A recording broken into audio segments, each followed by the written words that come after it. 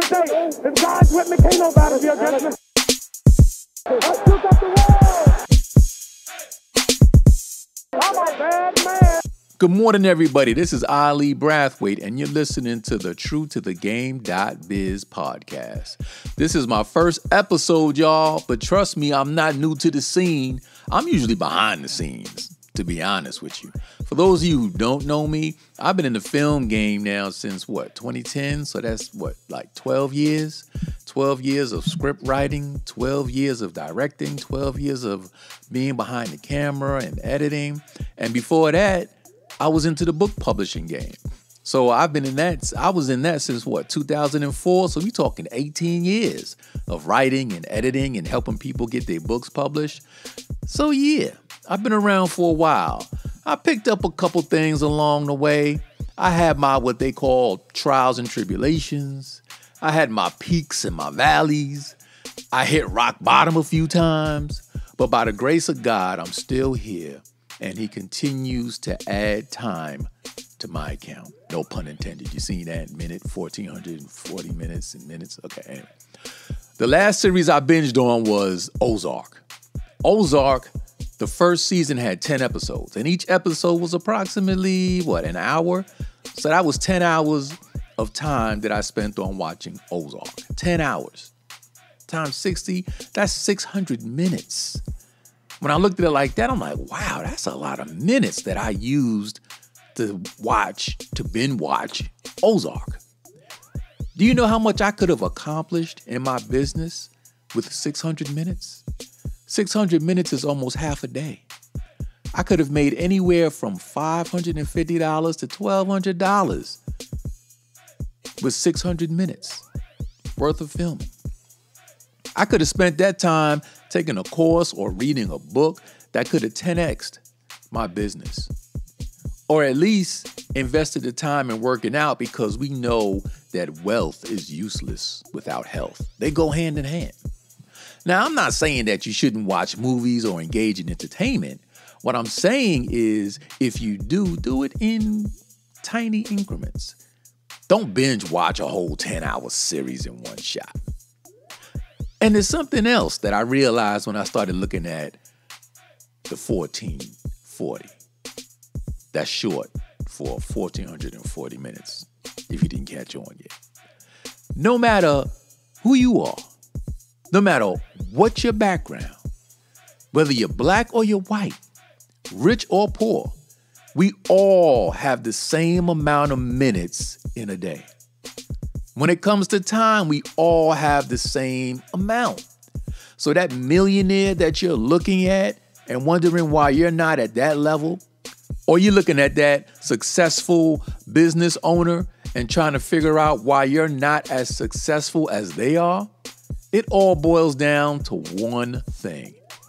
They're spending their minutes wisely, and you may be spending your minutes scrolling social media or binge watching a TV series.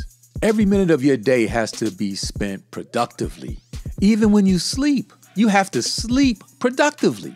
I know you're saying, well, wait a minute, Ali, how do you sleep productively? Very simple. I'm glad you asked. Set a time to go to bed and go to sleep. Don't lay in your bed doing a crossword puzzle or watching TikTok stories. Go to sleep.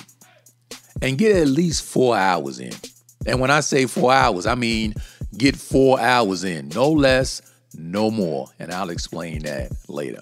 But know that rest is just important as work. There's a saying that's attributed to William Penn where he says, time is what we want most, but what we use the worst. How many of us wish we had more time? How many times have you heard someone say, I wish I had more time in a day, or I wish there was more time in a day? We don't need more time. We need to learn how to manage it. The way we spend our time defines who we are. Stop complaining about a lack of time if you're not willing to change how you spend your time. I have a few clients that I work with that are always complaining about their business and why they can't grow or be more successful than they are. And the reason is, wait for it, wait for it, wait for it. You guessed it. They're not at the point where they want to be because they're not spending their time correctly. So what I do is when they stop crying, I hit them with the 1440. And if they're willing to stop complaining for a minute and do a simple exercise with me, I will sit them down and I will help them map out their typical day in increments of minutes. And guess what? They are surprised to see how many minutes a day they are wasting. One client told me when we were doing this exercise, when I said, well, how many hours a day you sleep? She said, oh, I got to get my beauty right. I got to sleep at least 8 to 10 hours a day. My eyes almost popped out my head. 8 hours for sleep? That's 480 minutes. That's a third of her day that she spends sleeping. Now, I know I said rest is just as important as work, but too much rest isn't good. 4 hours of sleep is sufficient. Trust me. 4 hours is all you need. If you look at the successful entrepreneurs, the successful business owners, they're not sleeping 8 hours, 10 hours. They're sleeping 4 hours, if that. So 4 hours is plenty, trust me. Believe me when I tell you, when I finally convinced her to only sleep for 4 hours, 240 minutes, and to invest the other 4 hours, the 240 minutes into promoting her business, she saw the difference immediately. She couldn't believe it. Bet she ain't sleeping 8 hours no more. Not at all. No, sir. And one day while sitting with another client who was crying to me about not having enough time in a day, after we did an assessment of his daily minutes and what he was spending them on, we come to find out that he was spending an average of 2 hours a day, 120 minutes in meetings. And when we figured this out, I'm like, wow, you spend 2 hours in meetings? He said, but I have to have these meetings. They're mandatory. I said, okay, but do they have to take up 120 minutes of your day? So he wound up taking the challenge. And, you know, I make it a challenge because I notice these days that people respond more to challenges because everything now is a challenge.